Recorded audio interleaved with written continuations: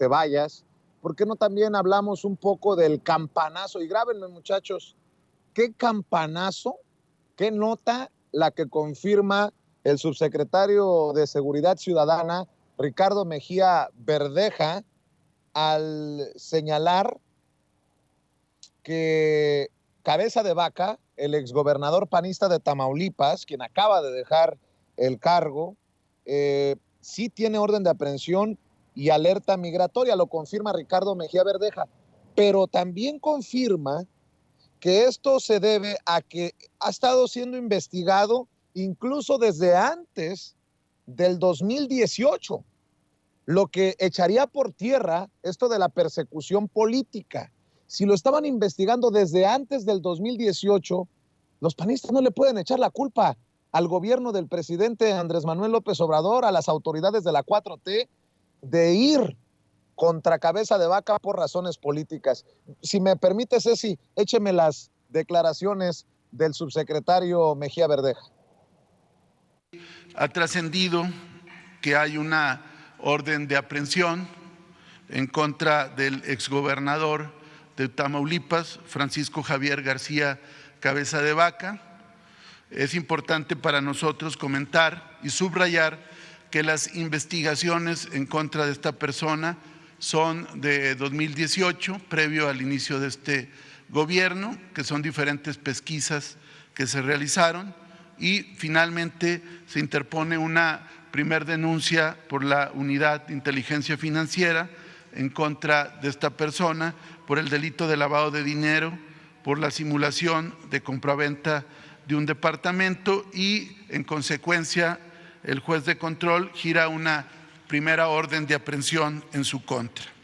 En contra de esta orden de aprehensión, García Cabeza de Vaca promueve una demanda de amparo indirecto que conoció el Juzgado Octavo en Tamaulipas y, en paralelo, el Congreso de Tamaulipas promueve dos controversias constitucionales, mismas que la primera sala de la Suprema Corte de Justicia de la Nación, bajo la ponencia del ministro Alcántara, el 17 de agosto de 2022, resolvió que era inválida la orden de aprehensión, toda vez que supuestamente Cabeza de Vaca contaba todavía con fuero constitucional, que fue un debate que se llevó a cabo sobre si era viable directamente que perdiera fuero o tenía que haber una declaratoria posterior de parte del Congreso local.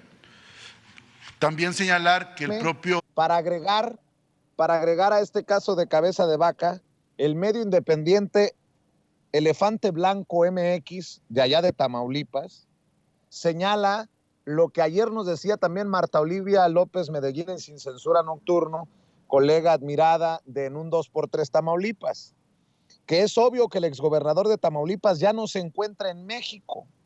¿A dónde se fue? Pregunta.